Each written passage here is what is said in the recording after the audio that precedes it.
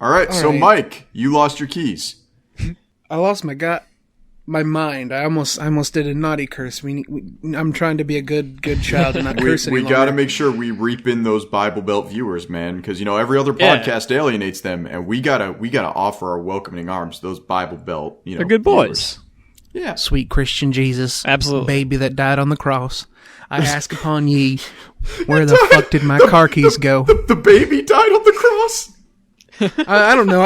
I haven't read that book in a few years. It's just the Neon Genesis G's on. All right. I'm gonna be real with you, Moth. I never finished the book. I kind of thought it was boring. Well, it really picks up in my religion's fanfic, the Book of Mormon, because after he leaves, he heads to America. Just so you know.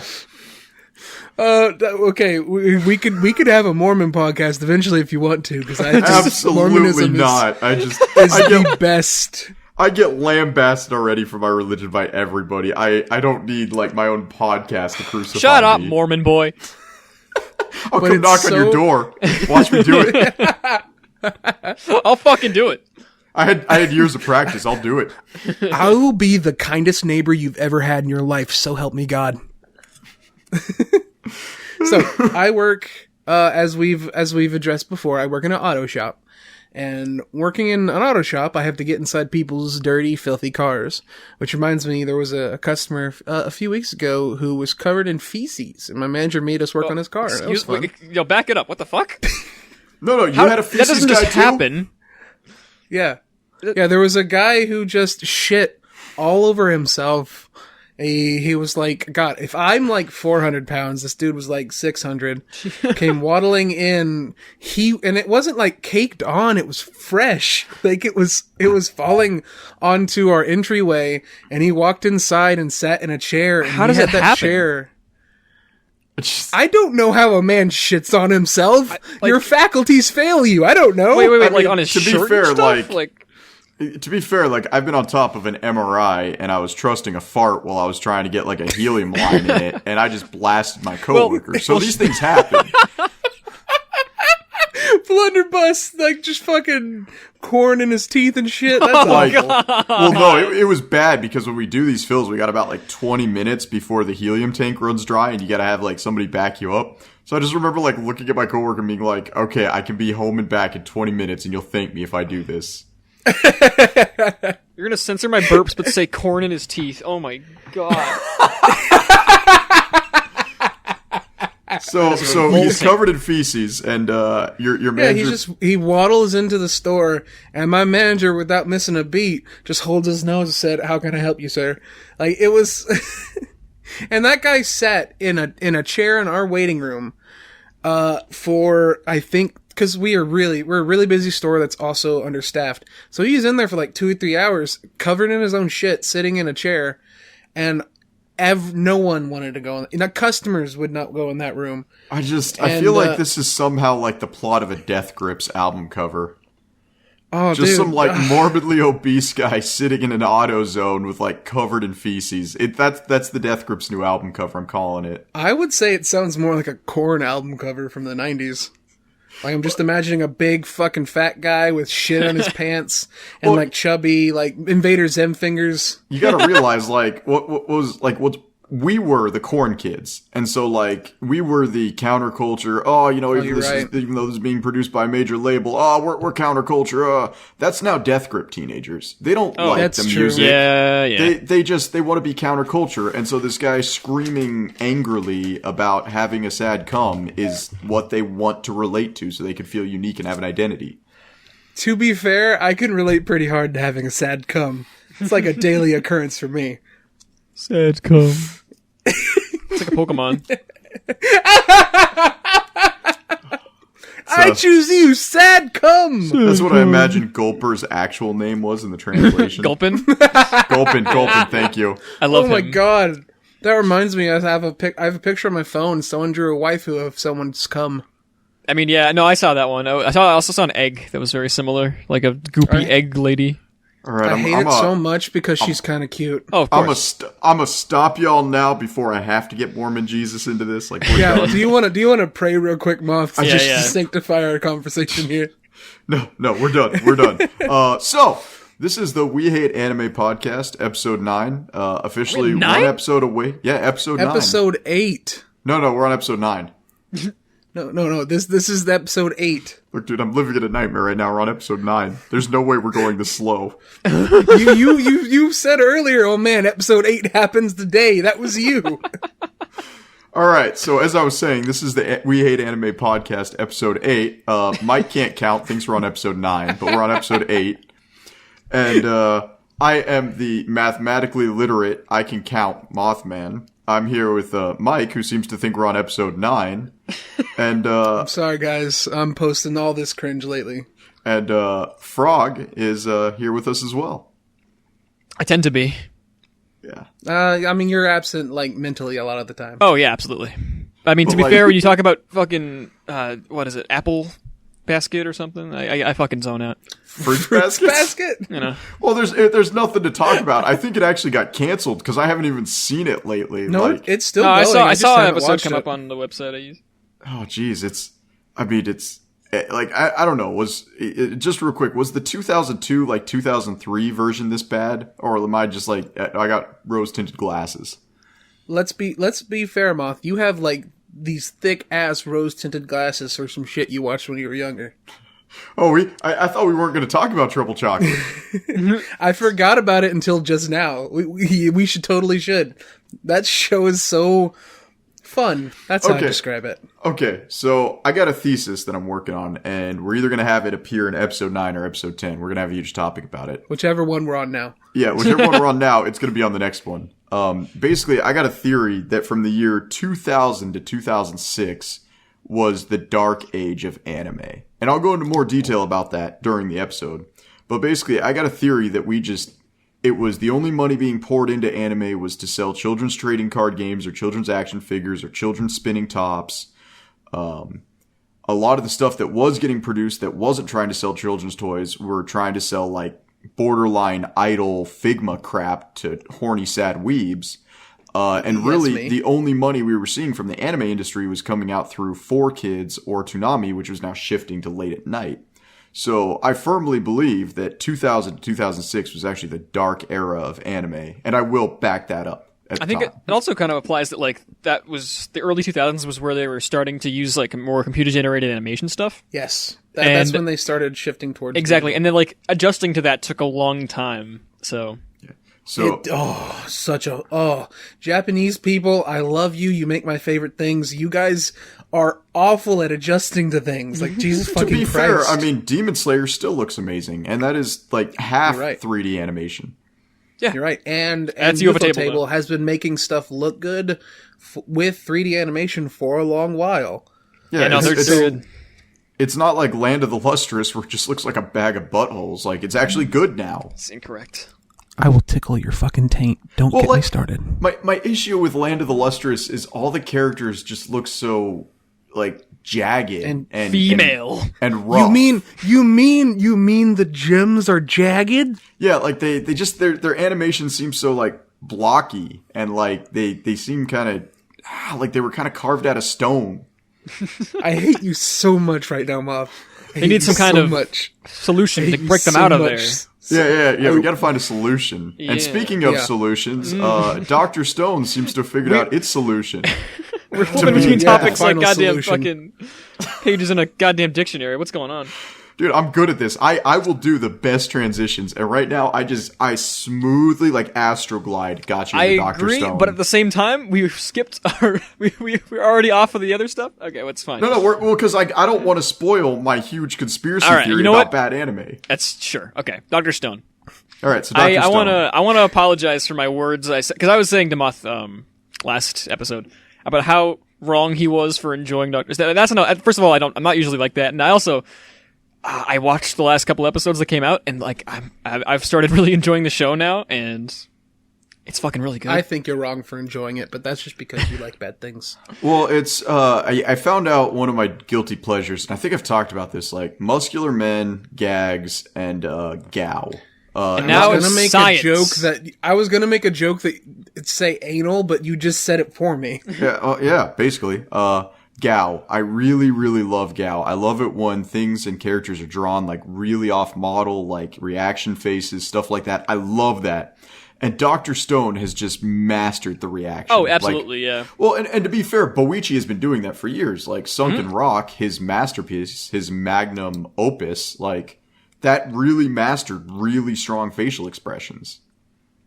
You're just never going to stop talking about this thing, are you? I love Sunken Rock. It is probably the only manga I read. And to be fair, I only read half of it, but, whatever. It's to good. be consistent with lore, I'm just going to assume you looked at pictures. I mean, that's all that Sunken Rock was pictures. He's not wrong. Here's the thing. I love Boichi. He's like my favorite manga artist ever, but he's not that good of a writer. Well, I mean, Sunken Rock also has probably the best visual gag I've ever seen, and that's just jamming marbles into your dick. Like... Wait, how is that a visual gag? That's just jamming marbles in your dick. That's a visual gag. It's like, what was that thing we were talking about with Fire Force before we all dropped it? Visual storytelling? God, yeah, visual storytelling. Like, Ken sees a dude's penis. It looks like a twisted, gnarled mushroom. And then he explains to him by showing him with like a whiteboard, like, hey, this is how you please women by shoving marbles in your penis.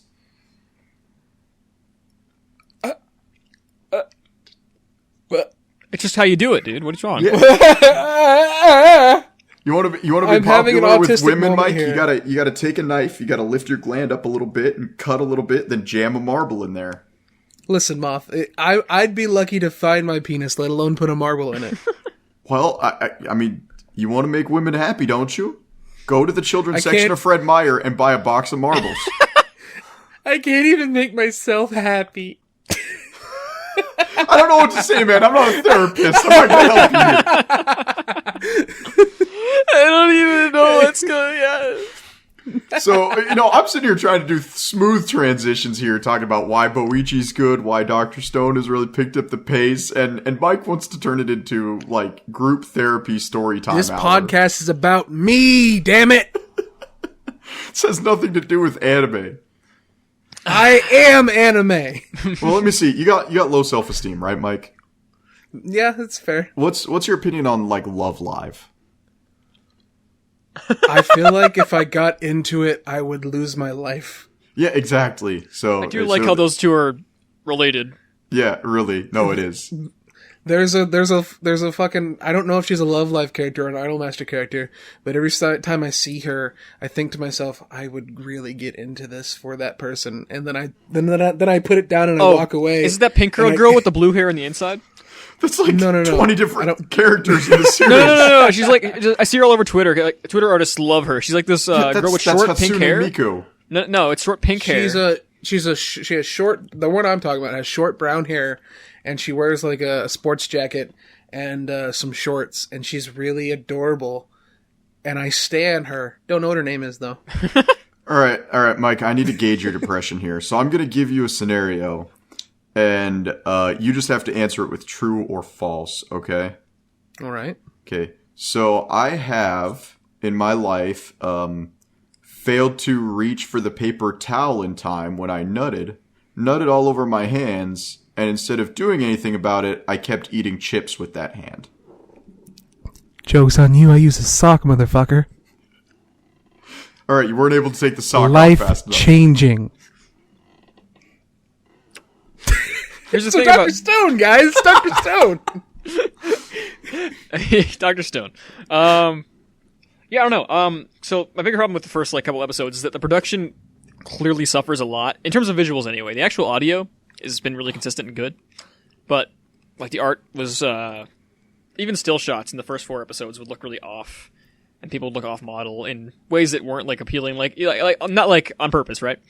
Stuff like just like a dramatic pose would look kind of doofy because the eyes were misaligned or something like that. Stuff like that, just kind of taking you out of the moment.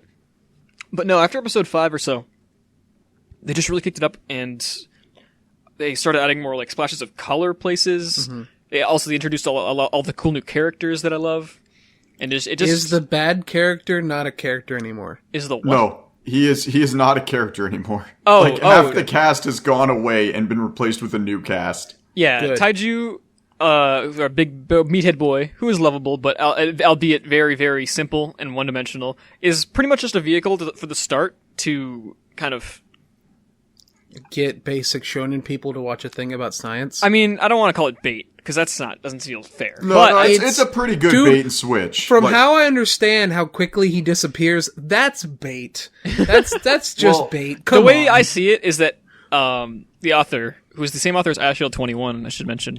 That doesn't matter shit. because it's not Sunken Rock. Okay. I feel like he wanted to tell the story with Taiju, but maybe felt that reception of him was poor, or maybe just decided later on that he wanted something different and maybe changed it, or maybe you're right. Maybe it was literally just trying to bait people into it. Either way, it worked. Do they ever explain Actually- how the science boy makes it out alive of that building when he goes to Stone? Yeah, let's not talk about that. Well, actually, I don't want to argue this again. I have a theory about Boichi, actually. And I think him and Togashi are cut from the same cloth. Togashi is the guy who did Hiatus X Hiatus. Sounds familiar. Yeah. He's the author of Hunter x Hunter. Oh, fuck you. Well, it's Hiatus X Hiatus, let's be real. But Togashi, I feel like, had an original idea for a story and had rules he set up in the story. And then as time went on, he just kind of went, okay, let's do this now. Let's do an entire video game arc. Let's do an arc about being on a boat. Let's do an arc about a forbidden island. Let's do an arc about... that's not even a theory, that's actually how he writes. Well, yeah, and that's great. And I actually think that's how Boichi writes, too. Because if you read Sunken Rock, after Ken becomes basically the kingpin of Korean, mafia, they just go off. He does an idol management simulator for a few weeks. There's no more plot after a certain point, and he just goes off. And I actually think that's pretty common with Boichi. Oh yeah, for sure. So I think that Dr. Stone, as someone who doesn't read, Dr. Stone is only going to go up because Boichi is free. Boichi has awakened now, and it's just going to go off the rails and be His really should third mention eye he's opened, not the his one writing it. chakras enhanced. Yeah. So I think from here on out, the show is going to have much, much better value. And as much as I hate to say it, it's one of those things where it has to be like, bro, you just got to watch it till episode 5, bro. It gets way better after episode 5. As much as I hate to say that kind of thing too, I do agree. A lot of people express their same kind of feelings to the manga for episode... I keep saying episode. Chapter 12. And a lot of people express disinterest until they read past that. And I hate that argument. It's a dumb argument. I hate it, saying it gets better, bro. Just wait till episode 500's 4. But it's only 5, so it's not as bad. No. For manga, that argument's a lot better because I can read 50 chapters in an afternoon. Yeah. But in the same amount of time when it comes to anime, yeah, it's basically 5 episodes is the same amount of time I could read 50 chapters, but I feel like I wasted my time. No. Because there's a lot less, because there's definitely a lot less of just stuff going on. And let's be fair, and under no circumstances is, it's okay, bro, it gets better after 5 hours, is any excuse. Because I sat down and started playing WoW Classic again the other day, because my friends really wanted me to play WoW Classic. And I just Speaking of rose-tinted glasses. Yeah, keep in mind, I'm growing up on, Ragnarok Online times 4 servers. So I know what a grind is. I absolutely know what a grind is. Killing tens of thousands of wolves to get one wolf card to upgrade my freaking guns. Trust me, I get a grind. But I'm sitting here 6-7 hours in, and I'm maybe level 10 on my troll priest. And I did it to myself to be a priest because priests level up super slow. But It's funny you should say that. My roommate, he also went into WoW Classic, and we were just talking about it, and I was like, I'm not really interested. And he's like, yeah, I chose a warrior because they level really slow, and I want the real experience. It's the real experience is being bored? Yeah, what the fuck? No, with priests, I have nothing to keep me alive. I have one offensive skill until level 24 or something. I'm gonna have an actual WoW addict come in here and yell at me for about being wrong about this, and that's fair. But it's one of those things. They're gonna join where, our Discord just to yell at us that one guy. It's WoW falls into the category of it's not fun until level 20, brah. It's not fun until you can actually start doing raids, brah. And it's yeah. So why am I forcing myself to play 20 hours to have fun? My time is worth money. Quite literally. I mean, once you're an adult and you have a job and you have real responsibilities, fuck you. Like, I've dropped so many games recently just because they're an investment. Like, I was playing Disgaea 5 and loving it, and then I realized, oh no, I have to grind to get anywhere, and I have not touched it since. Yeah, no, and I mean, the Disgaea games are just another conversation entirely. Like, I actually firmly believe they have one target audience, and that's NEETs. Hey. Fair. Yeah, fair. So yeah, Dr. Stone, very good.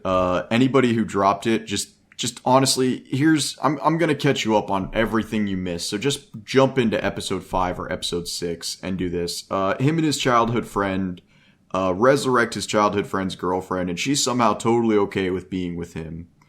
They awaken. I think it'd be great if she resurrects and she's like, what the fuck? No. That'd be funny as fuck. They resurrect another dude who's an extremist with a terrorist mindset about destroying everybody who's made of stone that's an adult so he can start a perfect Peter Pan utopia. And because he's incredibly powerful, nobody really questions it. Him and the main character, I'm just going to call him Dr. Stone, get into a huge fight. They end up faking the main character's death. And then they piss off. The main character finds a village. And right now, after finding the village is where the show picks up. You sorta? Yeah, sure. You know what? Fuck it. I'm not gonna. You butchered it, but it's okay. It's all right. I mean, that is literally Moth's job, and if you do not let him do his job, Frog, I'm gonna have to ask you to leave. It's fine. I'll just correct it in post. I do the post. So, and this is very funny because as Dr. Stone has been improving and it's been going up, another anime that started really strong has actually been going down, in my opinion. And, oh yeah, and that's Given. Oh, I thought we were talking about. Okay. No, we're gonna say that to questions. Yeah, you're right. Yeah. No, I don't know how you can say that. A, within one episode. B, like the last episode was really great. It was a problem because Yaoi sits on this weird. Oh, I'm sorry. Shonen Ai sits on this really intricate teeter-totter. And there's this thing, and I see it all the time. It happened in Breaking Bad, and everyone always goes, "Oh, Breaking Bad! It's a master of visual storytelling. Oh my gosh, Vince Gilligan or whoever directed it. Oh my gosh, he's unstoppable." I mean, to be fair, the episode of Breaking Bad where Jesse tries to kiss Heisenberg is pretty weird. I mean, sure, but when characters create drama. Wait, did that fucking happen? I was joking. I don't know. It's been so long since I've seen it, and I like Better Call Saul way more than Breaking Bad, so whatever. But there's this thing they do, and it's. I feel like Yaoi falls victim to it, and maybe Yuri falls victim into it, but I don't waste my time with that genre. You create drama to drive the plot, and you make characters act in bizarre ways to do that. And so I would say yes, but in response to Given, like let's expound on that in Given because I don't see the same thing. Okay. So I thought, let me see here. We just had episode 8, I think. Episode 7 was the last episode. Okay, so episode 6 was really, really good. Episode 7 bad. Oh wait, we're talking about Given. I thought we were talking about the podcast. Fuck. Oh. All right, let me check Crunchyroll here so we're all in sync about what good, what bad. Given episode 8 just aired. So yeah, we were on episode 7. Episode 7 good, episode 8 bad. I will say that episode 8 didn't give me what I wanted, and I would definitely say that it's an 8th episode in a season. But I don't think and you know what I mean when I say it's an 8th episode. We're not at the finale, but we're not at the beginning bits. So I get it, but I still think it was a pretty solid episode. Well, let's focus on the 2 problem children in this episode. And Frog, have you been watching Given at all? No. Okay. Get on that shit, you fucking amphibian. Just to get you back into the conversation, Frog. Given is about a super autistic boy who cuddles his dead lover's guitar entirely too much. Who thought it was his brother. That's what I thought at the beginning. No, it's his ex-lover. They didn't actually tell you what it was till like a little bit into it, which I actually kind of like because there's more mystery there. I just assumed it was brother. But you have him, and then you have Ritsuka, which is a boy who, and it showed properly how to get good at something. Like, he wasn't naturally good at a guitar. He just didn't want to be bad. So he spent 4 years of his life dedicating himself to being good at guitar. And these so are good that he gets bored. Yeah, so and that actually happens. Like, when you get genuinely good at something, you get bored. It happened with my wife when she used to play trumpet in high school. She was so bored of being first chair, she just stopped.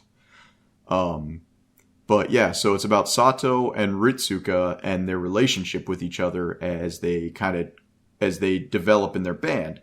And their band is run by two older men, Kaji and Haruki. And Two good boys. But Kaji's the best.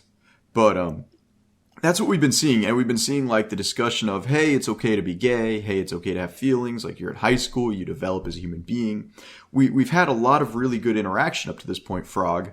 But then this latest episode 8 rolls around, and it's so boring. Like, I was actually bored the entire episode. And then they push drama where these two characters act in ways that are completely out of line for them. Like, problems they should have gotten over episodes ago. And they bring it to the forefront to that make or break moment. Like, oh, are we going to be a good band? Or are we going to fail horribly as a band? Make and break drama. The current storyline in Given is that as a band, they have written a song. Well, the music boy wrote a song, and he wants the guy he likes to write lyrics for it, but the guy he likes doesn't know what to write for, and the blonde head gay is like, hey, just write what you feel. And he's like, well, I don't know how I feel. So he's trying to discover how he feels so that he can put it into words and perform it. But as of episode 8, he still hasn't figured out what to write yet. And at the same time, Music Boy, who has feelings for Quiet Gay Boy, because I'm not good with names. Bless you, Moth, for being good with names. No, I'm not good with names. I literally have the Wikipedia page for Given up right now. So Quiet Gay Boy is Sato, just so you know. Yeah. So Quiet Gay and Music Gay.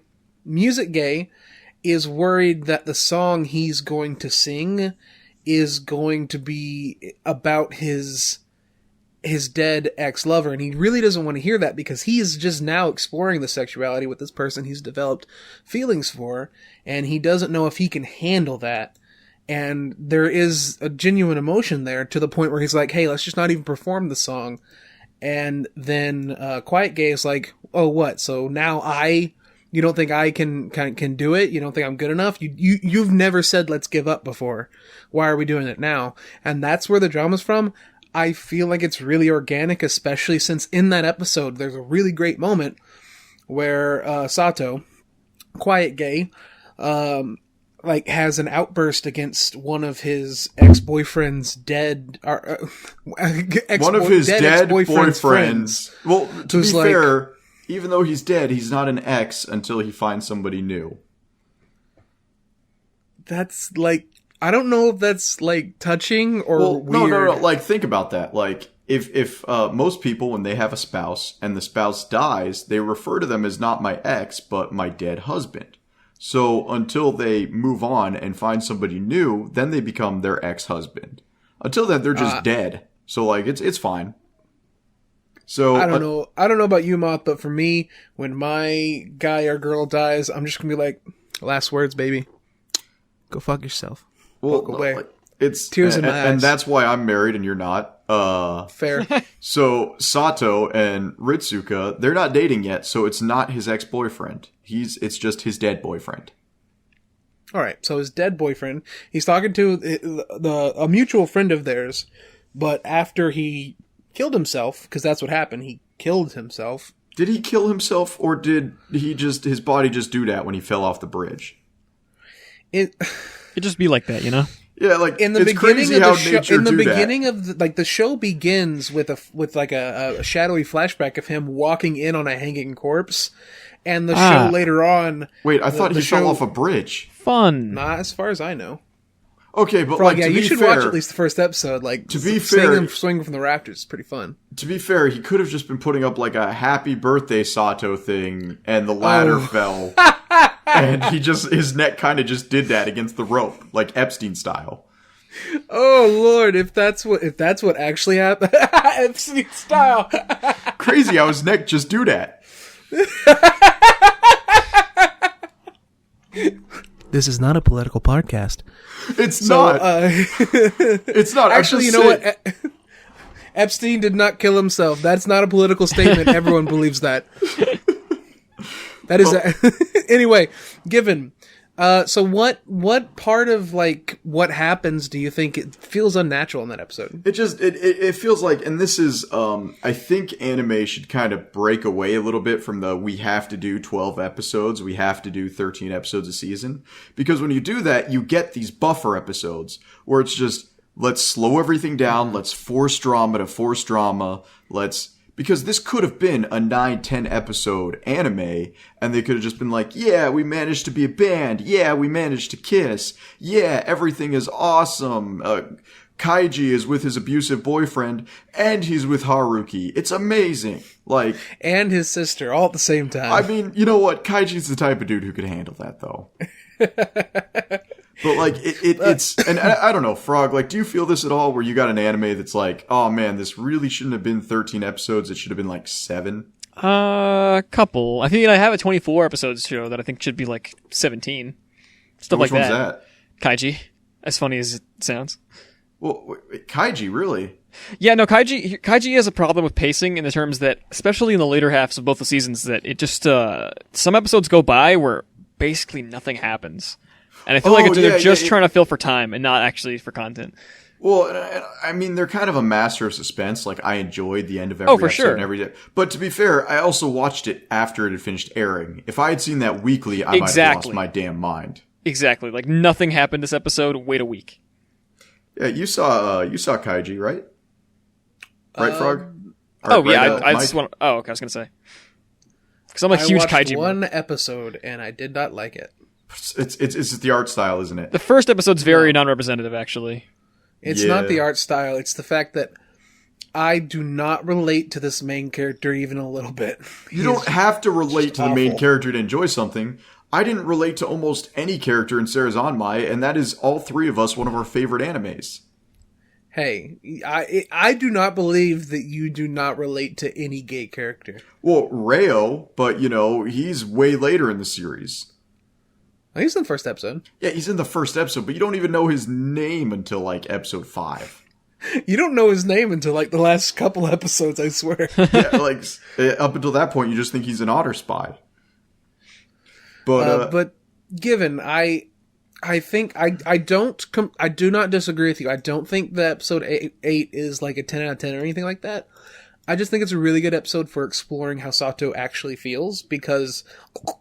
Sorry, I almost choked on a cough drop. Because so far in the show, he hasn't expressed himself very much because he's emotionally shut himself down. And seeing that moment where he has that outburst in episode 8 is, I think, one of the best moments. Just moment, not episode. Just that moment is one of my favorite moments. I think the episode would have been a lot stronger if they would have actually ended on the performance. But we didn't get that.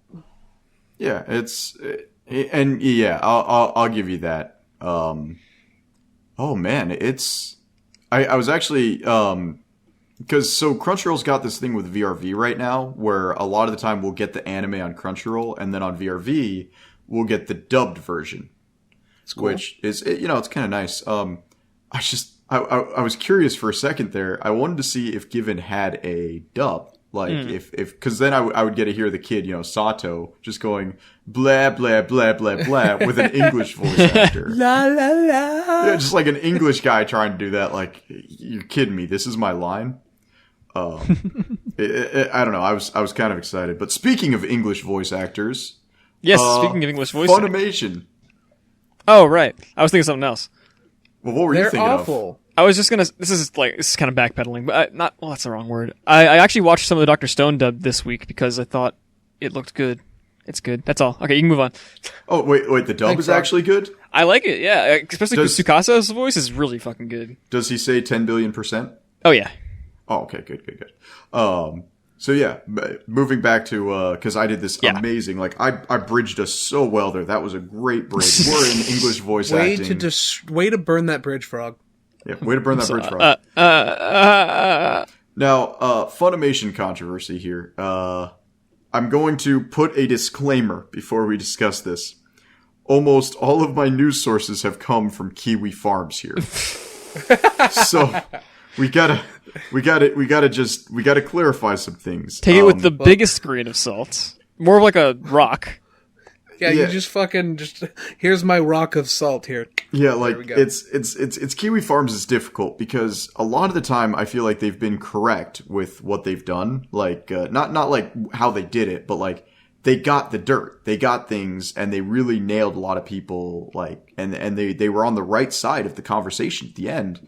For what? But at the same time, Kiwi Farms has also got a bunch of crazy internet stalkers who gather this information. So yeah, Kiwi Farms is a big, like, you can't see me, but I'm really pulling on my collar here. It's rough. Like it's one of those things where it's like, you know, it's a targeted harassment website mostly. Really, it is, and it's and unfortunate. If they get a hold of this podcast, we're doxxed. Oh fuck yeah! Oh, we're completely fucked. doxxed. You know what? They're really nice guys. I actually kind of like those dudes. Well, it's. I think they're self-aware enough to realize that we're basically trying not to eat their asshole and give them a rim job while we describe using them in this situation here.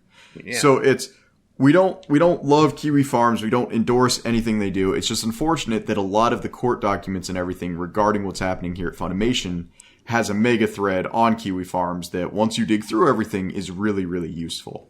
Yeah, it's a good. Just source for the information. Okay, and don't go to Kiwi Farms casually, guys, because you're gonna see some stuff that's gonna make you doubt your humanities should exist. Yeah, like a lot of the people are like, "Oh man, B is the cesspit of the internet." Like, no, Kiwi Farms is what happened when everybody on Something Awful got really smart and realized Something Awful was dying and jumped ship. If I'm not wrong, it's called Kiwi Farms because it was literally created to wrangle all the retards. Yeah. I thought it was just because it's hosted in Australia. Kiwi farm. Oh, maybe. I don't know. I see, and here we go. We don't actually know enough about Kiwi Farms to be a legitimate point of information on them. But let's talk about the controversy with the funnies. Okay, I hate them. To give everybody a summary, Vince McMahon, the original owner of the WWE, after he kind of stepped down a little bit for I think it was Big Show, I don't know, somebody to take over the WWE in his place, he decided Triple H. Yeah, there we go. He decided to let Triple H take over. He decided to do some voice acting for Funimation, and he was a professional wrestler, really? So yeah. Is this real? I don't know. No, it's just it's when I was reading the stupid lawsuit, I kept reading like Vin McMahonies or whatever his name is as like Vince McMahon, and I was like, what is going on? All right, but Vic McNyanga. It's not Vin, it's Vic. It's Vic. It's Vic. There we go. Fucking hell. Vic Magellan. It's Edward from Full Metal Alchemist. Okay, that's somehow better. So Vic, voice actor for Brawly, leading back to the early to mid 2000s, there have been claims by other voice actors and actresses who work with Funimation, Funimation getting an English voice acting job, there's a big deal because they are the biggest, they are the biggest brand. Mm-hmm. There have been allegations. For a while, I was thinking about moving to Dallas so that I could try out to be a voice Are they still actor. the biggest? I think is Crunchyroll taking them over now at this point? I don't know. We're talking about like English voice acting. They're still the best. Oh, for sure. Yeah, so Vic basically, he'd been getting allegations from the early 2000s about sexual misconduct or being sexually aggressive with his cohorts, and it's not only it's also fans, man. Vic is a known sex pest. So, and here's the thing: I'm going to try to be as neutral about this as I can because allegedly there's 1,200 pages of documents regarding there's literally 1,188 pages in the lawsuit of him against Funimation describing what's happening here. So this is a very heavy topic. I'm probably going to get things wrong here. I'm going to try to stay neutral. I'm going to try to stay politically neutral. For any claims that we make going forward, Just know that there's big old asterisks. Allegedly. Yeah, there's a lot of alleged. We don't have all the information here, so we're going to do our best to wade through it, but we are probably going to fail, and we're sorry if we do. Frog isn't sorry. Yeah, Frog is never sorry. So Frog, from what I read, early 2000s, mid 2000s, basically, and I got to realize, like, Vic is not a big name in the dubs. He's Brawly. Yeah. And so he existed in the dubs back when they did the Brawly movies. I think it was 1 through 3. No. Vic Mignogna is he's a gigantic big boy. voice Yeah, he's actor. huge. Is he? Yeah, he did. He's Edward Elric, dude. He's Edward. Like he's Funimation's like go-to guy. He was everywhere. Well, yeah, was obviously. Yeah. So Vic's gigambo, baby. Okay. like Edward Elric.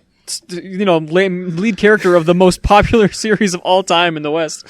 Well, no, but I'm talking about his roles in Dragon Ball, not him as a voice actor. Yeah, sure, less so in Dragon Ball, but Well, it's like the same thing as Tim Curry. Like, and he only voiced the most recent Broly, by the way. Oh, he did? No, I thought he did the other Broly's.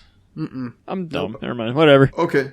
So these allegations, now that he's only done the most recent Brawly, these allegations seem a little bit more sensible to me. But basically, and I'm really only targeting on the fact that he's Brawly. It was a major role in the movie, but like he hasn't really interacted with the DBZ cast a lot, from what I could tell.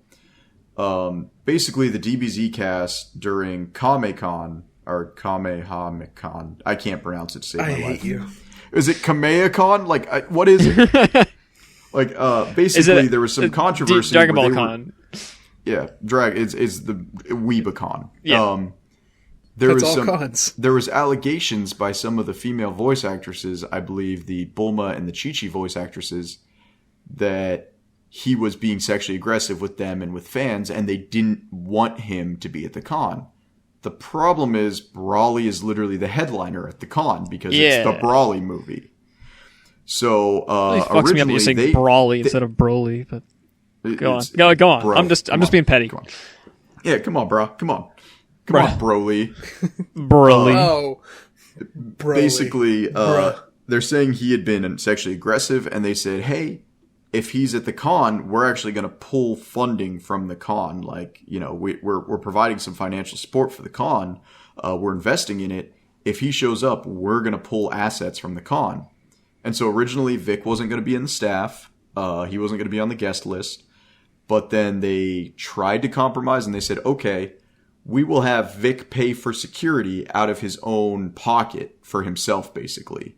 So we're going to penalize Vic. He's not going to make as much money, and hopefully we can come to an agreement. Because once again, it's tricky ground. If it was something where it was just like, oh, hey, the Dragon Ball Super show in English, they could cornhole Vic, but he is Broly in this situation. You can't cornhole him. Yeah.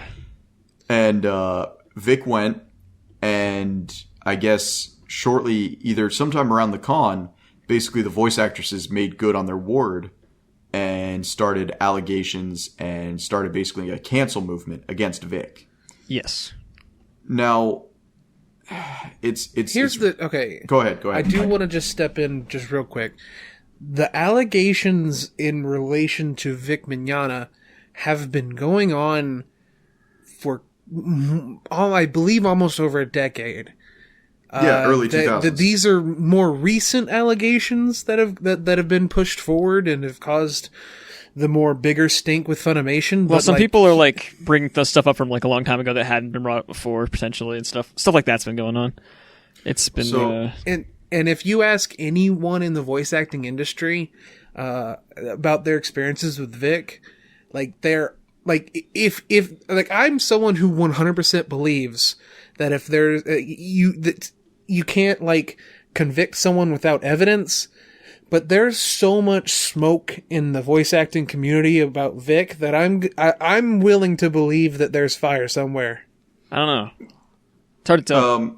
I'm staying neutral on this so that we have somebody defending Vic, somebody condemning Vic, and then you have Moth trying to stay sensible here.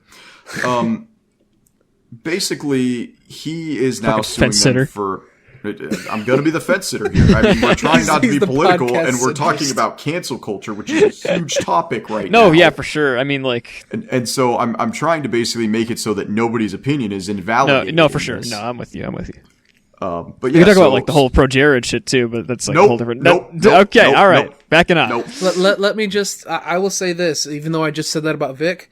Cancel culture. It's the Oh, fucking absolutely. worst. Wait, what? Cancel cancel culture. What's that? Wait, what? Are you just saying had- you want to keep cancel culture a thing? No, cancel culture. Yes. Yeah, okay, yeah. But you said what that's we the say. worst. Yes, No, I said he's it's saying- the worst. Oh, I okay. said cancel culture is the worst. Cancel culture Okay. is the worst, so cancel culture. Okay, thank you. Yeah. What? Yeah. Okay, This is stupid. all right. Yeah, it is. Fuck But- you. But basically, cancel culture is a bit. There's a lot of difficult ground to tread, and I think what we need to remember is we need to approach every single allegation individually. Yes. Because otherwise we get the witch trials. We literally get the Salem witch trials where it's like, oh, we killed 3 witches last week. Let's kill another, when it's probably another innocent person. So Yeah. with Vic, I don't have any opinion. I don't have a chicken in the ring here. I don't have I don't have anything. What I will say, Cluck, motherfucker. what I will say is that the voice actors for Dragon Ball Z are getting crucified now for audio recordings that were made previously in the past. Yeah. It's been blowing up on Twitter. So it's what's difficult for me to differentiate here is the voice actors and the Funimation crew for Dragon Ball Z have always been flamboyant and loud, and we have these voice recordings all the way back to the 90s of them basically doing Team 4-Star-esque escapades where they're voice acting their character and they're making jokes and they're making, sexual innuendos. It doesn't free Vic from the allegations because it's not just them condemning him of sexual allegations. It is a lot of people. If it was just them, though, with the way they act, Vic would be much more justified or less vilified, if you ask me. I think there's a world of difference between like what Vic is being accused of and blooper reels.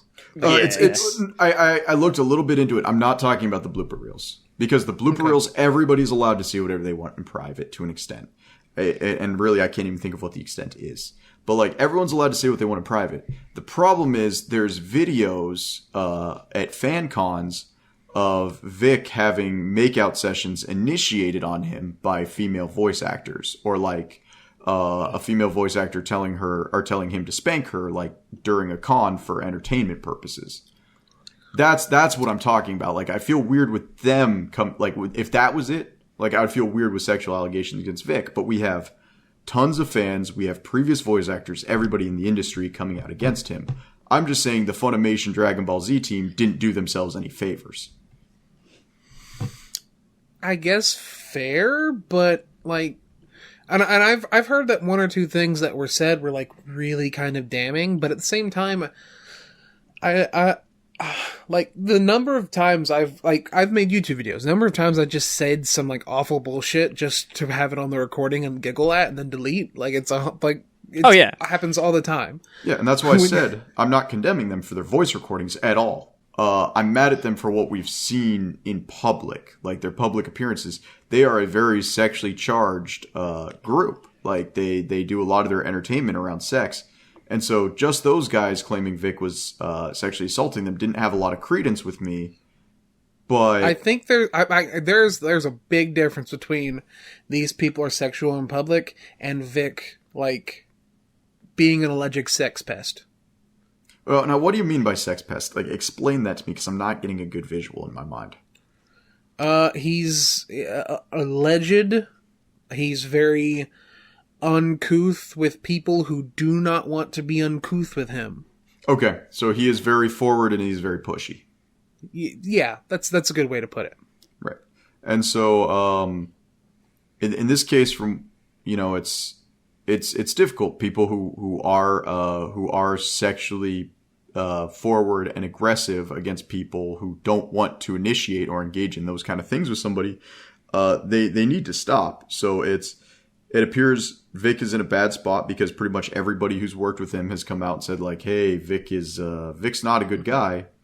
And now he's suing because his voice acting career is over at this point. Like Yeah, most likely. So what I'm getting from this lawsuit is, regardless of who's right and who's wrong, Vic is trying to make a nest egg before he goes to work at Subway for the rest of his life with the other sex offender. God, could you imagine walking into fucking with the other sex offender? But could you imagine walking into a fucking Subway and Edward Elric is making your foot long? It's like, you give me $5, I give you a foot long. That's the law of equivalent exchange, boys. Jeez. And then he just fucking pulls a knife out and stabs you in the chest. Now we're gonna make a homunculus. So yes. From one terrible corporation run terribly and doing terrible things to another, let's talk about fucking Disney, guys. Oh boy. Oh, so before we go to Disney, because that was a good transfer, that covers it though. Like, yeah, for the most part, it's just Vic, like very upsetting. promiscuous guy. It was unfortunate that the Dragon Ball cast were the ones who called him on it, because that put a lot of doubt on the allegations, unfortunately. But I just think, like, the people who are defending Vic are looking for anything they can defend Vic with. And I don't think he should be run out of voice acting. I think he should just stop being a dick. But, like, I don't know. This is not what where I've seen, you can find ground to defend him with. I don't know. I don't necessarily agree with that either. It's just it's a weird scenario where people are coming forth in both sides that have kind of convincing stuff in several different ways. I don't know if you saw, like, that one girl who got used in an article against Vic, who was just a huge Vic stan, and she, like, spoke out against it. No, I haven't followed it that closely. It was like this. There was like this one girl who got put in, like, I think it was a Kotaku article. I don't know. Don't quote me on that. But some article that used a picture of her and Vic and blurred out her face as if she didn't want to be there. And it was like, no, that's not how it worked or went at all. And it was stuff like that going on. So, point is, there are people making up a lot of fake bullshit about it. Is my kind of my point. So it's hard to see who's definitely, like that's why I say Yeah. I don't think Vic should lose, like, his career. Yeah. I just think he should stop being a fucking pest. well, and that's the thing with cancel culture, though. I would say if Vic met one of two qualifiers, and he could meet both, but if he met one of two, I think his voice acting career should be done. The first qualifier is if he ever used his position of authority to get sex, and that's basically like, hey, I'm Edward Elric. Have you ever had sex with a voice actor before? Like, and somebody who might not have had, been wanting to have sex that day would be like, oh, it's you. Yeah, you're this guy I really look up to. If this is the only way I can interact with you is while you're balls deep in me, I guess this is what I'm gonna get. Like, that's not okay. That's not okay. That should end his career. And if he did actually commit any level of sexual assault, his career should be ended. I'm a firm believer, and briefly, the pro Jared thing, we won't actually talk about it, but, like, where he abused his power. If you have any kind of power and you abuse it, you do not deserve to have that power, and it should be taken away from you. I agree. I would want to see more evidence of him abusing his power, and I guarantee you, Vic has been like, "Hey, baby, I'm Edward Elric. Let me suck your titties." Well, how do you know that? I guarantee that's happened, but that's also unfair. think that's happened with every other big voice actor, because you're just like because it happens with artists. It happens like with like I go back to a Patton Oswalt joke. There's a difference between groupies and people who are like, I literally want to have sex with you because of who you are, and somebody who's like, hey, I just want to spend time with my idol. Oh, I can only spend time with them if I have sex with them. Okay, there's your difference. Yeah, definitely agree. Like, there's so many people. Say I was a big fan of Vic and I wanted to just fuck him, and I saw him and he wanted to fuck me and we fucked, fine. But if there's any level of manipulation there, fucking go away. Yeah.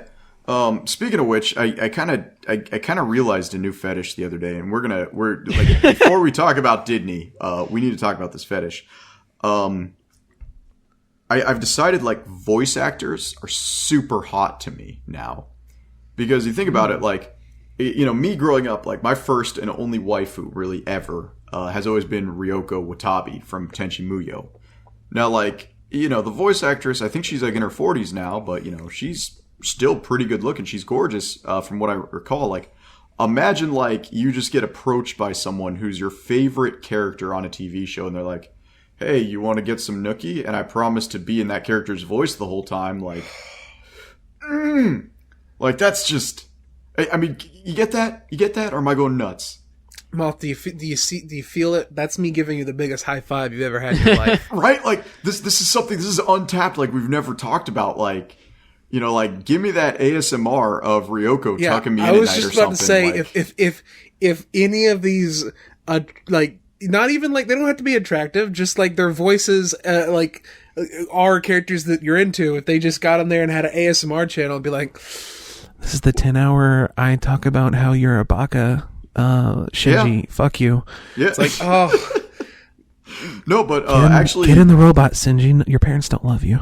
Well, this is actually... this already exists with a lot of the Idol stuff they do, like the Idol animes and whatnot. They actually have CDs and basically audio recordings. Kazuna Ai the other day released a YouTube video, and I don't know what it says, but it's her making a sleepy phone call to you. Oh... Well, that's the thing. The Japanese idols already do that, where you can buy CD recordings of them just like talking to you and telling you about their day and stuff like that. So like, this isn't a huge leap for me. Like, let's get these careers back and running. Like, yeah, like if you're like, I'm gonna tell you right now, I would love an ASMR recording of like Tai from Digimon just being like, hey, we can do it, guys. Just put that on in the background. Just have him talking to Agumon. Be fucking awesome. Hey, one sec. Let's talk about Disney, and while we're doing that, I'm gonna look up Ryoko's English voice actor. Are we on Disney now? Okay. Yeah. People on Twitter, shut up. You don't fucking understand. Here's the thing. I see so many people who speak out against like super capitalist monopolies all the time on Twitter, who are super like quote unquote woke or whatever, and then who bitch and whine about how Sony bought my Spider-Man back. Oh, what am I gonna do? Oh, like, do you realize Disney owns a quarter of the fucking world now? Like, it's so like. And I'm gonna jump into Moth's shoes real quick. It's totally fabricated, and Disney created this entire thing. Oh, absolutely. To try and absolutely, it's a marketing scheme. Muscle Sony, and it fucking worked. You played it in their hands, dumbasses. You're stupid. Like, don't get me. Like, the idea that Sony owns the rights to Spider-Man, because Marvel in the 90s was a dumb fucking sold the rights. Oh yeah. They, like, the fact that, the idea that they're wrong for not agreeing to a deal that would have boned them out of a bunch of money is ridiculous. And not only that, like, it's so fucking weird that we're at the point where we have to defend Sony as if it's an independent fucking I know, it's not, I know, right? Sony's also like not like a fucking angel either. They're a giant, huge, multi-billion-dollar company, of course. But no, like, this is literally the lesser of two evils that we. Yeah, pretty much, basically, because Disney is. I said a quarter of the world, and I'm not. That was obviously an exaggeration, but it's not an exaggeration because they own, I think, 1/4 of all like entertainment production in the world. Well, and that's the thing of that entertainment production. That's like 2/3 of American entertainment. Yes, it's so much. And you have to realize, like, that 1/4. We're talking about like them versus Bollywood. Yeah, like. And the entirety of Japanese and Chinese media. Like, do you know what the single most ironic thing about the whole Disney-Sony situation is? What? Without Disney's pushing of their draconian copyright laws to protect their precious mouse, Spider-Man would have become public domain like 5 years ago. Oh, yeah. Well, I think, and I really don't want to talk into something I don't know a whole lot about, but we do have public domain, and I think some IPs should be protected by public domain. Like, if Disney wants to say, hey, we want Mickey Mouse and the Mickey Mouse crew to represent Disney and therefore not be public domain, that's totally fine. But, I think when it comes to public domain, I'm 100% with the original rules where it's like, after someone dies plus a certain number of years, like the creator dies plus a certain number of years, it should become public domain. Like, did you know that Popeye is public domain and you can just upload that shit with no, like, legal issues? But like, it's just public domain. You can just download it for free and you won't get in trouble. You're missing something here. The fact that Disney is so protected of their copyright, though, and they're like so on top of it, means that I don't have to see source filmmaker porn of Mickey Mouse and Goofy. You are not looking hard enough, my friend. I feel like I should I'm choosing clarify. not to. I'm really choosing not to. I feel like I should clarify a little bit. Like, I'm not saying that you don't, like, you shouldn't be disappointed that you're not going to get any Tom Holland. I actually think he's still involved, but, like, you know, they're not involved. Because, I know, the movies are good. Tom Holland's good as Spider-Man. The Marvel movies are good.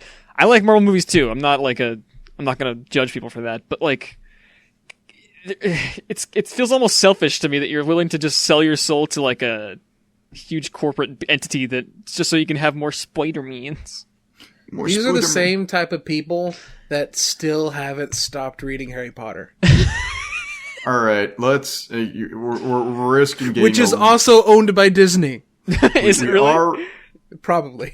We are risking getting a little bit political on this one, though. I thought. Wait. I thought it was owned by Warner Brothers. Yeah, I'm gonna check that real quick. I'm pretty sure Warner Bros. Is owned by Disney. Harry Potter. Wait, who owns Harry Potter? Who owns Harry Potter? By the way, while he's looking up who owns Harry Potter, back to the voice acting thing, because I really need to hit this one.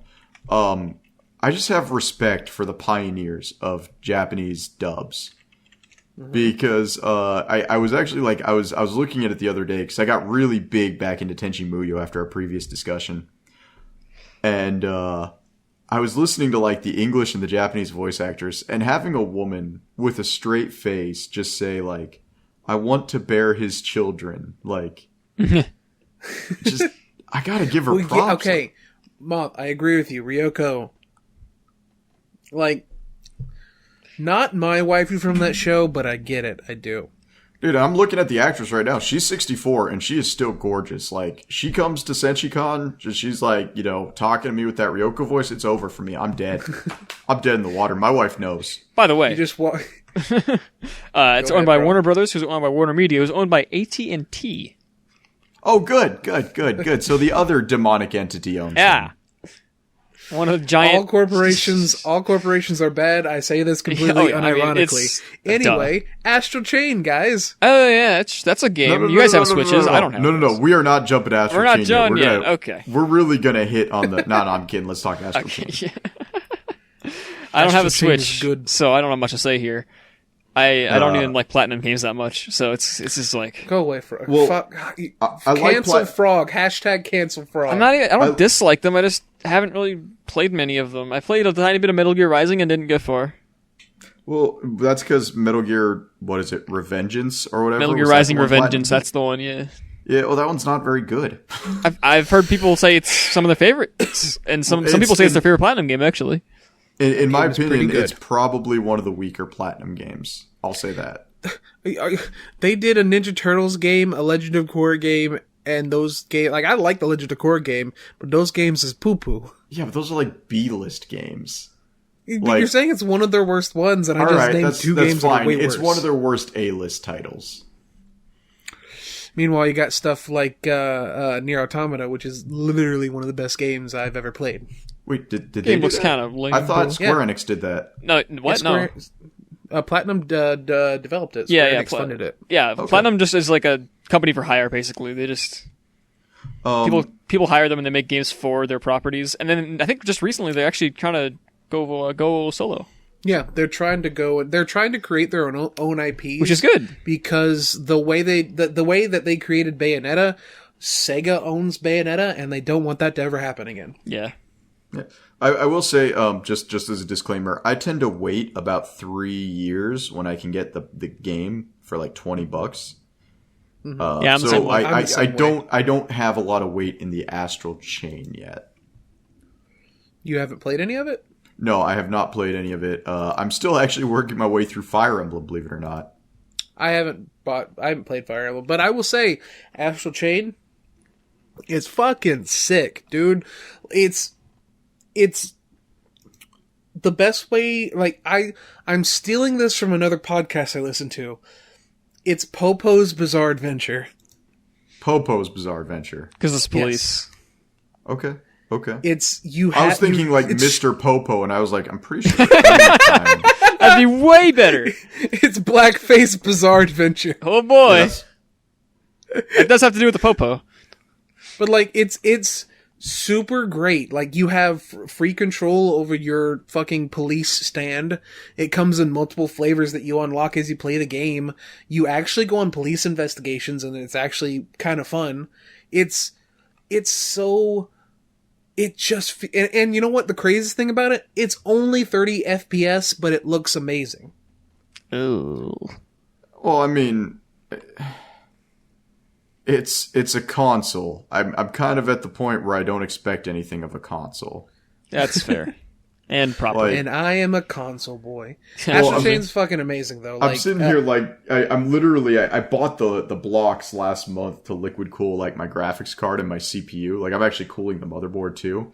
So like, to me, it's just like, oh, look at you poor, 30 framers. And meanwhile, I've spent like almost $4,000 on my PC, and I'm just like, whoops. You fucking insolent fools. Bow before my liquid coolant ass. But the reason we're actually talking about Astral Chain this episode, and I think I've talked about this on the podcast before. At one point, I was actually a game reviewer, and while I never, I was on a B-list site, like maybe even a C-list site. But at the end of the day, we got 100,000 unique views a month from people who used our site as some relevant, they liked us. Before I did that, I wrote for We Got This Covered. And We Got This Covered is a huge, it's an ad playground. Like, I have to put ad blocker on, and they've like hidden ads within ads to the point where even with ad blocker, you get spammed with ads. Wild. But I was given, We Got This Covered. They would just assign me games at one point. I wouldn't even ask for them. They'd be like, hey, we got this game. Do you want to review it? And I got this space civilization game. It was, you build ships, you build your fleet. I can't even remember what the game was, but it was at the time in the... Homeworld? No, it was the early 2010s. It was just, it was a Wild West where, like, people were just throwing games out there. It was about the time Final Fantasy XIV first launched. Endless Space? It might have been Endless Space, but the game was $30 when it launched. Like, it was not a big title. I don't. But you build your own ships, you build your own fleets. Like, there was a lot of versatility to it. Like, you could actually control the levels in which your vehicles could thrust, like what kind of engines they had on them. Like, it was very much a more complex version of Stellaris before Stellaris came out. Oh yeah. Okay. And I remember being so overwhelmed by this game that I had to bring in a friend. And I was like, hey man, can you play this game with me? Like, this is not my forte. What do I do? And so he played it, and he explained it to me. And I always have been of the opinion that transparency is the best policy. So in my review, I literally wrote, like, hey, this game wasn't for me. I couldn't get into it. I couldn't figure out what the hell I was doing. I brought a friend in. From my friend's input and from him as a specialist in these types of games, we've decided to give this game a 6.5. Mm-hmm. Apparently that was a terrible idea. And I got canned from We Got This Covered for my terrible review, for apparently not being an adequate reviewer. Wacky. That's wild. Yeah, well, okay, the reason I'm bitter about this is because the guy who reviewed Astral Chain, his name will not be mentioned. The dude is 3 years younger than me. Like, not that means anything, but I kind of I'm at that age where I'm not really willing to accept the fact that I'm almost 30 yet, and that a lot of people in the media industry are going to be younger than me. As soon as you hit 30, your bones are going to dissolve. But yeah, it's scary. But like, the guy who reviewed it, I think they clearly discovered that he did not play the game on any difficulty other than one of the two easier difficulties, because there's 4 difficulty settings, right, Mike? I have only, there's probably 4. I've only seen 3. You know how Platinum are about unlocking difficulties, so there could be 4. Okay. Basically, I guess on the lower difficulty settings, they do not give you a ranking system at the end of the missions and stuff like that. Yeah, there's two. There's three difficulties that I know of. The first one, like it doesn't even default to this difficulty. When you start the game, it defaults to the medium difficulty. The first difficulty is straight up. This is game reviewer mode. It literally plays the game for you. Yeah. The second difficulty, you play the game yourself, but there's no rankings. And then the third difficulty, which is hard mode, there are rankings. Yeah. So, It just bothers me that, like, yeah. So keep going. I'll make my piece afterwards. He wrote a review, and then I had to go to his Twitter to see, because, like, if you can get crucified today. Like, you really can for having a bad review. He wrote this Astral Chains review, and people have pretty much said to, like, him, to the Independent, because this is where the review came out of. I'm not going to say his name. I'm just going to say he writes for the Independent. Pretty much they're like, hey, you played this on easy mode and you're complaining that it's a button masher. Mm-hmm. So, like, I get it. There are games that are not for everyone. I do not like Diablo style games. I will say that, like, right out. They're good games. They're not for me. Like loot games? I like loot games. You mean like top-down dungeon crawlers? Yeah, I really don't. I actually don't even really dig Baldur's Gate all that much. I like Neverwinter's Night, but I never liked Baldur's Gate. Mm-hmm. And there's a level that I can't deal with in certain games. He should have ducked out. Like, definitely. He did not give it a good review. And I think I said this before once, but there's a point where, like, if you stretch outside the norm, like, if the game gets an 8 on Metacritic and you give it between a 6 and a 10, you're safe. Him giving it a 2, that was scrutiny territory. Like, yeah, see, that's I do think, like, especially with reviews, there is kind of an expectation to buck the trend, and to a point, like, that makes a little bit of sense. Like, I absolutely cannot stand, like, we brought up Pro Jared earlier. He gave Metal Gear Rising Revengeance like a 2, and I know, Moth, you don't like that game. But I don't love that game, but I'm not going to pretend it's I know not people a 7. that have criticized him more over that review than any of the drama that involved him over the past couple months. I saw a tweet, like a reply to his recent tweet, that was like, all right, I can forgive you for all this, but I can't forgive you for giving MGR a 2. So that's... So like, I think what happened here is this dude really, he stepped out of line. Mm-hmm. I think if a game, like, you can tell when a game is not for you, and you can I like you said, Moth, you're talking about that game that you reviewed earlier. You could tell that game wasn't for you, and you grab someone else to help you. That's fine. Like, I think if your game is not for you, but you can tell there's something there, pass it off to someone else. You wouldn't catch my fat ass hasn't watched a sport since he was like fucking in 2nd grade. You wouldn't catch me play casting for a sports game, but you will totally see me jump at the chance to review the latest flavor of Dorito. Yeah. No, I get it. Yeah, no, you're absolutely right. So ultimately, this guy, I don't know if he should be canned for it, because maybe I'm just bitter that I got canned for something as simple as, like, messing up a review once. But, like, this is the thing. My wife and I were discussing this the other night. Game reviewers are now a joke. We've talked about this. I actually remember we've talked about this because of IGN. Game reviewers are a joke. At this point, if you want to get an accurate review of a game, go to YouTube, find a YouTuber who specializes in that. Like, find a guy, if you're curious about survival crafting games, find a guy who has 20 Ark videos. Find a guy who has 30 Rust videos. And see what he has to say, because he will give you the review that says, like, look, I play a lot of these games. This game has animal taming, but it doesn't have poop flinging. Like, they'll tell you what you need to know. I'll go a step further.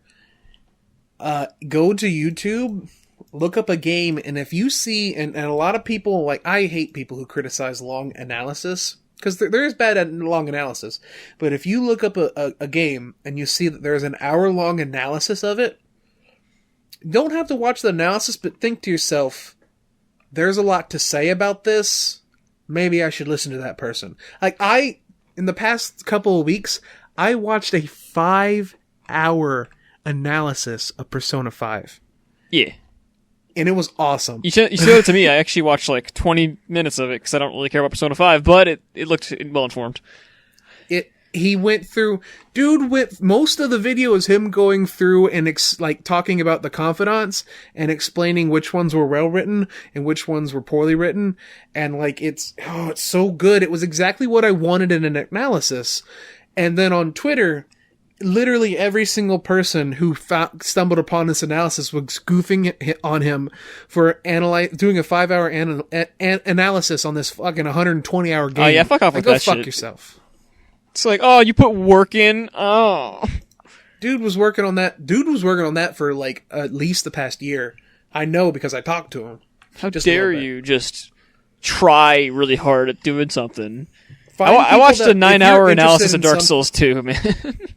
Well, okay, you need that. You need a 9-hour analysis of Dark Souls 2. You need like a 30-hour analysis of all 3 Dark Souls games. And then you need another guy who's like got his pygmy buddy, and you're going to put the pygmy on the stage so he can talk about Demon Souls.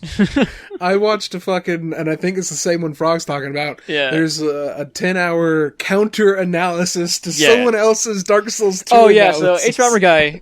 Well, I think he's actually a pretty good content creator, but he has some of his videos are just badly informed, man. And you know what's weird? Like his his more socially conscious videos are fine, but almost every time he talks about a video game, it's the worst take I've ever heard. Yeah. Like, You know what I it actually comes don't want down to to throw it? any shade at him because I actually think he's very entertaining. Even his Dark Souls 2 video is still entertaining as hell, despite being Well, you can garbage. You can be entertaining, but not well versed in Exactly. Because something. Dark And Souls 2... That's my Like role Moth- on the podcast, is to be entertaining but not well informed, and we Yeah, know there you go. this. You know, I'll just give you an example of one of his opinions, Moth, and I think even you will internally cringe. So you know how in Dark Souls 2, like in Dark Souls 1, if you like look at the world in like a 3D map, everything is connected pretty seamlessly. There Consistent, are a few examples where like it overlaps and it's kind of ugly, but if you look at Dark Souls 2, it's just everywhere, all over the place. And he had this opinion. It was like, well, that's a good thing because, the world is invoking this dreamlike experience and, the world folding in on itself and not being cohesive, that I really like adds this. to the I dream. like this. I'm digging this opinion. The term actually. he used Fuck was him off. beautiful inconsistency or something. Oh no! It was beautiful incoherence. It was like, like the time. My favorite example, it's like one everyone points to, is that you beat like the poison area and you take an elevator. Like it's like you take an elevator that you go to the top of this very big, large mountain. And you find an elevator that goes up, and you're like, oh, what the hell? You must be going to the top of the mountain. And once you reach the top, you reach this giant lava lake with a castle on it. And it's the most... And he's praising it, and like he also like the fact that enemies despawn. He's like, this is a really good like set your own difficulty. It's like, no, I hate you. No shade to H-Bomber guy. I think he's very entertaining. No, I actually don't find anything wrong with what you guys have Okay, relayed to me. that's because to be fair, that point is a little more subjective. You can like anything, right? But there's some shit in that video, man. H-Bomber guy, I genuinely love him and his content. Yeah, same. His video on climate change was fucking hilarious. Oh, it's so good. Well, now, guys, we have to give credence to the best Dark Souls content creator, and that is the Prude. The Pearl, yeah. He made those like SFM animations that are classic now. Oh yeah, that one. That's pretty good. So speaking of other dark things that are a little bit muddy, I watched a classic anime from 2004, The Count of Monte Cristo. Oh, you mean during the Gankansu. dark time of anime? Yes. In fact, I was going to bring it up earlier while we were talking about that, because it's the perfect example of that dark time you're talking about. Okay, In fact, go ahead. You may want to watch it like just to get like a feel, because this anime is insane. First off, it's based off of one of the most famous stories of revenge, The Count of Monte Cristo. Have either of you ever read this? No, I mean, I'm aware of it. Okay, here's the plot. I've heard of it before. So, guy is jealous. Another dude has a hot wife. So, guy gets the other dude sent to prison. While the other dude is in prison, he learns Brazilian jiu-jitsu, grappling, and like how to read and write from this other guy in prison. And while he's in prison, he coops up this plan to get revenge. So he gets out of prison and he creates a false identity for himself. By the way, his wife and kids think he's died in like a weird pedophile ring break.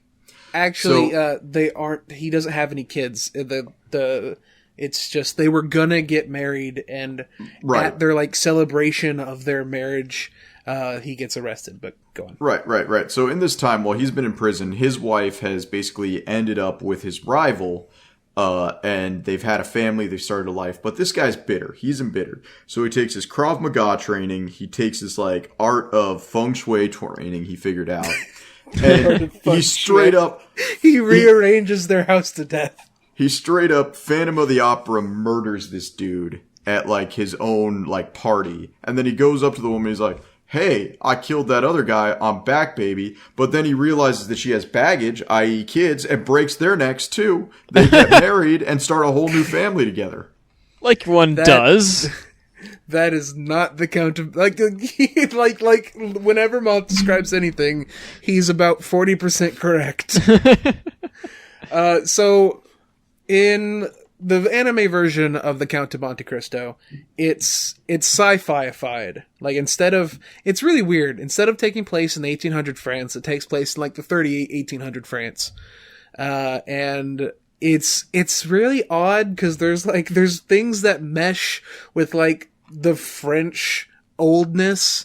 Like there's aristocracies and there's a coup d'etat and there's a bunch of like old classic French shit.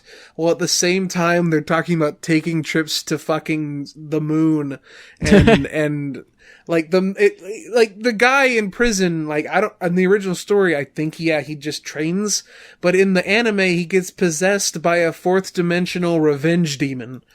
As one does. So, like, it's this, most of what he said is true. So basically, way back when, he gets framed for being involved with the French prince's assassination attempt. Meanwhile, he actually had documents that prove a judge was actually involved with the assassination, and he after being arrested, hands over the documents to that judge. And the two people that frame him were his best friend who was in love with his fiancée and a person who worked underneath him on a ship who basically was caught forging documents, and he wanted to send him away. And the entire show is him coming back into their lives and seeking revenge against them, but it's told through the perspective of the son of the guy who stole his wife. I don't know why I thought you were just going to stop there, like, of the son. Yeah, wow, this is some crazy shit. I don't know where my mind went, but that's just... But, like, it's wild, this anime. It's both the ugliest and most beautiful thing I've ever seen. Like, it's got this weird thing where, you know how in old cartoons, instead of having a character be a color, they would just make it a background and it would move along with them? Yeah. That's every single character. That's their hair, their clothes, the background sometimes. And it's ugly and beautiful. There are moments where, like, there's this great moment where a character is basically, they're threatening to kill themselves with poison, and the guy that they're threatening to do that with, he's like, yeah, so do it, so I don't have to deal with you. And in having seen that, she's like, has a mental breakdown, and the colors from the background as the scene's going on, and she's like having this breakdown, they come off, the background kind of fades away, and she's just awash in these colors, and it's like really moody and cool. But then, like, next scene, we're looking at shitty 3D cars racing down a really bright street, and it's really jarring. Like, it is all over the place, and it's awesome. Like, if you've never read The Count of Monte Cristo, it's totally worth watching, because how he gets revenge is wild. And it's not a story that, like, says, hey, revenge is cool. It doesn't take that point of view, but it also doesn't demonize the Count for doing what he's doing. It's much more multifaceted than just that. It is, watch the Count of Monte Cristo. It is on Crunchyroll. I think there's a dub. I'd probably recommend watching the dub just because... It's 2003. not only that, but like all the characters also have English names, and they pronounce it Japanesely. So like Eugenia and the main character, his name is Albert, but they call him Alberto, or not Alberto, but I don't remember how they say it. But and there's France. It's really fucking weird. I would recommend, if there's a dub, watch that. But man, I honestly cannot recommend the show enough. It's wild. It's a time capsule from 2004. Like, everything that was bad about anime from that time is there, and everything that was good about anime from that time is there. It's a ride, guys. Oh, and there's also CG mech battles, which they use in place of gentleman duels. Like, that to me, that was just that was Gundam Wing though, where someone slaps him with a white glove and then gets into a fucking mech and shoots yes, him with their assault rifle. That literally happens. Oh my god! He throws after the main character finds out the Count is a meanie bad guy. He throws a white glove at him and he's like, "I challenge you to a duel. We'll meet tomorrow at 5 in our armor." And then he just gets into a giant night robot. And that sounds amazing. It is. It's great. It has some really good sci-fi in it too. Like they change a lot of the original story to make it fit to this anime. Yeah, it's really good. It's really fun. Okay, man, that sounds wild. It's really good. We'll give it a shot. Yeah, you know what? Fuck it. I'll try. Well, I'll try anything why not? once. I got nothing else to watch on Crunchyroll right now. Now, real quick, we before we wrap up, we do have some questions to go over. Oh yeah. The number one most pressing question we were asked was asked last Saturday, and it's by Donk. Wait, the what? question is, why gay? Oh yeah. Moth, do you have an answer for this one? Yes, because I'm into bodybuilding. Good reason. I'm gay because I'm into bodybuilders. That's not true. I like softballs. Frog's gay because he's in bodybuilders. I'm trying to parse what you just said. I mean, I was about to talk about stuff I'm not allowed to talk about. Yeah, right. Moving on, our friend Medevac has asked, why so much hate for Fire Force? And he goes on to ask, it seems to take itself seriously enough for its subject matter. It is very well animated. The characters are fleshed out enough to make a good story. I'll tackle this one at a time, like each of these points. Yeah, I want to remove one of the points, and the rest of it falls apart, actually. Let's just start from the start here. It seems to take itself seriously enough for its subject matter. I don't understand the sense.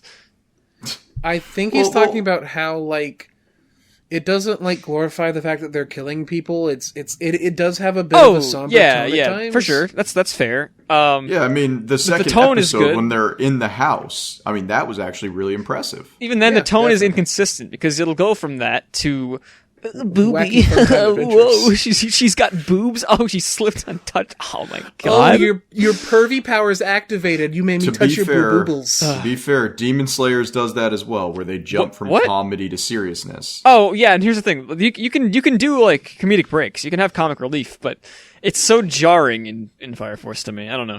Obviously, it's a subjective thing, but that's how I feel. So yeah, I would say that, yeah, I agree with you there. My biggest complaint, I think, and take the it's very well animated out of the equation, because sure, it's very well animated, but then let's go back and look at the manga, which isn't very well animated because it's not animated. Is the plot, the story, the characters, and everything but the animation good? And the answer comes down to no. No one's going to say it's not well animated. It's really well animated. It's really nice. It's got good visuals, but even nothing else is worthwhile. Even to that, I have a little against that. Even to that, I actually have some contention. Not because most individual animated shots in isolation look good, and that's something, right? That's not bad. But when you put them together, a lot of the times there are very jarring directing and storyboarding decisions that Mike has pointed out before. There's a couple shots in episode I want to say 3 where like where like Obi is walking, and then in the next shot we have the same perspective of him and he's already at Shinra, and it's very stuff like that. It's hard to kind of describe that audibly, but because Medevac, he specifically asked me, or no, he specifically mentioned that we called it noisy. I'm going to correct you on that. I said the animation was noisy. Yes. And I feel like that needs to be explained. I don't think that, like, because if you just hear me say noisy, you might think I'm talking about the first episode of Black Clover. No. It's not, there's no, if I was going to describe Oh, it, you think you misinterpreted like, your noise as literal noise? Yeah, I think so. Or maybe not even literal noise, but just so much that he doesn't really get the complaint there, which is why I'm going to expound on it. When I say that the animation is noisy, I mean, a better way to put it maybe would be it's busy. It goes all over the place. There's no consistency. The Sakuga moments, the moments that look the best, they don't act like, yeah, sure, there's fluid movement. Like, have both of y'all watched the most recent episode? I actually no, didn't I watch dropped it. it. Yeah. I was like, should I watch the it? Recent And I episode didn't. has a really good, like a really adequate like moment where Shinra swoops out of the sky and like hit the fire from his feet kind of like turn into wings as he's flowing downwards, and his face like is in shadows, but you can see his creepy grin. It looks really cool, and he slowly stomps down on this guy, and it then cuts to he looks at the girl with the pervy ability and is like, "Hey, are you okay?" And it cuts to her face, and it's this really well animated like scene of her just being like, no, and she just starts crying, and it's like, yes, those two scenes looked really good. Yeah. By themselves, and then you smash them right next to each other, and there's no consistency. I just stand by my original statement that this would have been the #1 anime of 2004. But Man, I would say this would have probably been the #1 anime of 2010. Yeah, but in the year 2019, when it's contending against things like Demon Slayers, it doesn't even hold up. But then we have Medivac's last statement, and I don't want to grill you, Medivac. I'm glad you like the show. Yeah, no, I'm actually worried because I feel like we've been attacking and being like, oh, no, you big brain, we big brain. I don't want to... The biggest thing I want to practice is never tell anyone what to enjoy or what not to enjoy. I mean, I should tell people what to enjoy to recommend them stuff, but I never want to tell people that they can't like something they like, because even if I think that the characters are fleshed out enough to make a good story is completely false, doesn't mean I want to take that away from you. Because the characters have not been fleshed out at all. Yeah, the only character that has had any amount of being fleshed out is Shinra, and it was only in the first episode. Yeah. Well, the captain of the 8th has kind of gotten some fleshing. Has he? No, he just has a quirk. Like, and I don't mean a superpower. I mean he just has. He's just likes to work out. He's the normal guy. He's the normal guy who like workout. And I guess Moth relates. So fair. I got no firebending abilities, and I like to work out, and I got a thing for being fireman. So, like, you know, I guess I give him a free pass. I think that if you like the show, that's fine. I don't think there are so many shows that if you actually liked, might judge you. This isn't one of them. I can see why your average person likes Fire Force. It's not even bad. It's just, like, mediocre to me. I don't know. Exactly. I advocate... personally, in my life, I advocate for being more critical people. We need to consume the things we consume with a modicum of skepticism, I guess, where you actually look at it and you say, what about this is good and what about it is bad? And you break it down.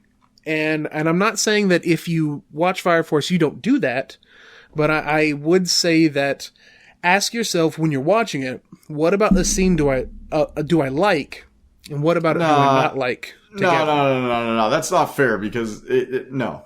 Enjoy what you want. We just drop Fire Force because if we hold that standard that you just described, I would be completely screwed. I can't give you a good reason as to why I like anything I like. It's just big titties and dicks. Here's the thing, though, Moth. I respect your I just turn my brain off and enjoy things, but at the same time, you meme about other things are bad, but you aren't really the type of person to tell someone that something is actually bad. Oh no, I absolutely will. If you like Azumanga Daioh, like I got a short pier for you to walk off of. But like, you're someone who can turn your brain off, and if you turn your brain off and just watch Fire Force and really like it, that's fine. And I'm not saying that if you watch it and like it, you can't turn your brain off or anything. You just maybe like things that other people don't. There are people on Discord that, because I read through the argument, I wish I would have been awake while y'all were having that argument, Frog, about Demon Slayer. And that argument they were having, I 100% disagreed with. I think demons, like everything, and I had good counterpoints, but by that point it was like 5 hours from when y'all had that argument, so I was like, okay, I'm not going to bring up that. Like, there are different things to enjoy about something, and there could be something, like, Medevac, if you really like the story, that's fine. I think there are really great aspects to the world of Fire Force. I just think they aren't explored as well as they could be. Yeah, there you go. I think, like, the biggest thing, actually, like, the characters being fleshed out is, like, my biggest problem with it, because I don't care about what they're doing. Because I don't care about them. If that was changed, I might actually like the series a lot more, but that's, like, my biggest issue, I think. And the direction, because, Jesus. Did you just say erection? Direction, but, okay. Oh, okay, yeah. But, like, for story-wise, like, you look at the two most recent episodes, right? They introduced that they were going to try and find the source of the Infernals in the first precinct. And the very next episode, they find the source of the Infernals. Seriously? And it's a guy, yes. Damn. And it's a guy that at that point had never been seen doing anything even remotely kind of bad.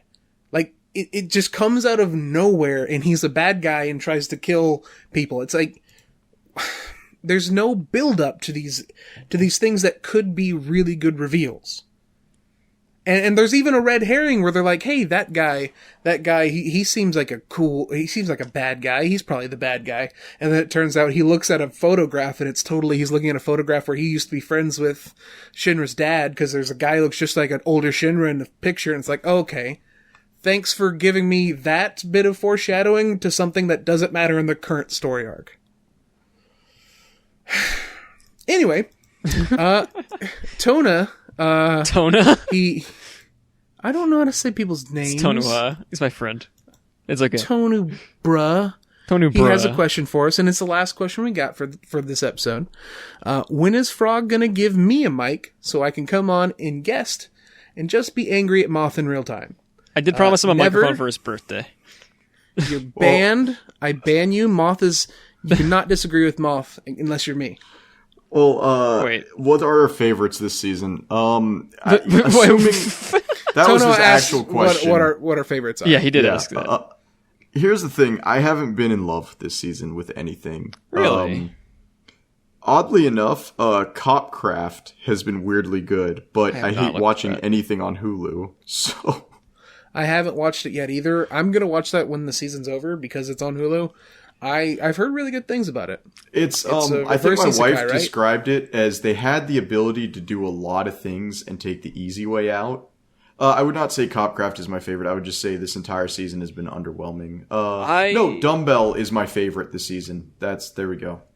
I gotta say I'm very, very pleased with this season, actually. I'm kind of feeling the opposite of you, dude. This is my favorite season I've had in a long time. Because who doesn't want Do You Love Your Mother, Isekai Cheat Magician? I never said everything was a banger, dude. Isekai in the Well, Isekai from I don't consider it... Listen, you're never going to get a season with most of the shows being good, but you're going to get a show where a lot of shows are good, and I think a season where a lot of shows are good, I think this is that, because we got... Ari Monster.